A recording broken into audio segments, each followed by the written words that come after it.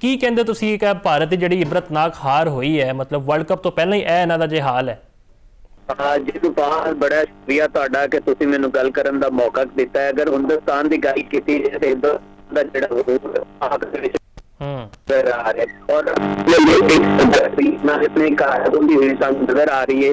ठीक है, जे हर टीम नूं लाइट लैंदे सी और कहंदे सी कि शायद जिहड़ा सारे हिंदुस्तान के प्लेयरां दे अगे कोई भी टीम टिक के खेड नहीं सकती। पहले तुहानूं दसदा जावां कि जदों विराट कोहली की सेंचुरी हुई उस तो बाद हरशीत और नीतीश कुमार रेड्डी की जदों 29 सेंचुरियां हुई तो है कि जिहड़ा इंडियन टीम है बहुत जल्द टारगेट जिहड़ा चेज कर ले। लेकिन विराट कोहली की 29 सेंचुरी सानू रायगा ते जाया होंदी नजर आई। बाकी जिहड़ी इन्हां दी सेंचुरियां ने वो भी जिहड़ी सानू फ्लॉप कुछ भी अपनी टीम नूं जितवा ना सके। इंडियन टीम जिहड़ी 46 ओवर दे विच 296 रन से आल टीम जिहड़ी आउट हो गई ते उस टीम दे नाल आल टीम आउट हुई है कि जिन्हें 337 8 विकेटां दे नुकसान ते 50 ओवरां च कीता सी। और अगर उस तो बाद गल की जाए इन्हां दी जिहड़ी न्यूजीलैंड की टीम है, इत्थे मैं तुहानूं याद ध्यान नहीं करवांदा चला जा मुफाज के न्यूजीलैंड की ए टीम नहीं थी, बल्कि न्यूजीलैंड के बड़ूियां ने, बच्चियां ने, छोटियां ने,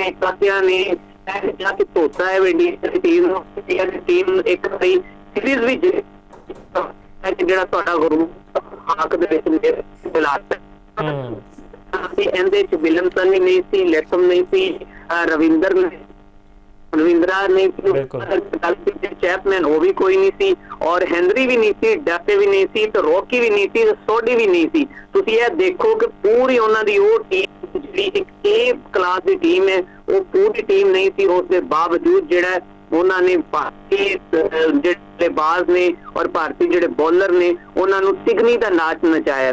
तो मैं यही कहांगा कि भारत जिहड़ा है वो अपने आप जो क्रिकेट दे विच जिहड़ा है ना वो अपने आप को सारे सरदार समझना। अच्छा अरसलान, मैनू कल हासा आंदा पिया सी गौतम गंभीर नूं वेख के खड़े होकर तालियां बजाते पे सी, हर्षित राणा नूं कहंदे पे सन कि जी मैच फिनिश करके आ। वो इन्नी मनहूसियत हुई है कि अगली गेंद ते आउट हो गया। तो जदों दा गौतम गंभीर आया थानूं नहीं लगता कि बेड़ा गर्क ही हो रहा इंडियन टीम का? सर बिल्कुल इहदे च मैं नहीं कह रहा बल्कि शौकीन क्रिकेट कह रहे हैं और इन्हां दे सीनियर क्रिकेटर भी कह रहे हैं। और फिर ऐसे इख्तलाफात ने जिहड़े टीम के अंदर जिहड़े ने नजर आते हैं। इख्तलाफात का जिहड़ा सिलसिला है वो स्टार्ट होया आस्ट्रेलिया दे जदों ये सीरीज खेलन गए सी और जदों तुहानूं पता इन्हां दे स्पिनर ने दा ऐलान किया सी, यशवंत ने ऐलान किया सी। फिर उस तो बाद जिहड़ा गौतम गंभीर दे बारे जिहड़े हालात ने कोई सानू सही नजर नहीं आते जो प्लेयर्स दे या फिर उस तो बाद मनूसियत नो डाउट तुसीं सही कह रहे जे, गल सही कर रहे जे कि उनकी इस टीम के उत्ते हैवी है और उनकी जिहड़ी कोचिंग और जो सिखा रहा है वो सब कुछ जिहड़ा है वो दुनिया देख रही है। सो अगर इस तो बाद मैं गल करा कि डैरल मिचल दे स्टैट्स दी मैं पहले गल की थी।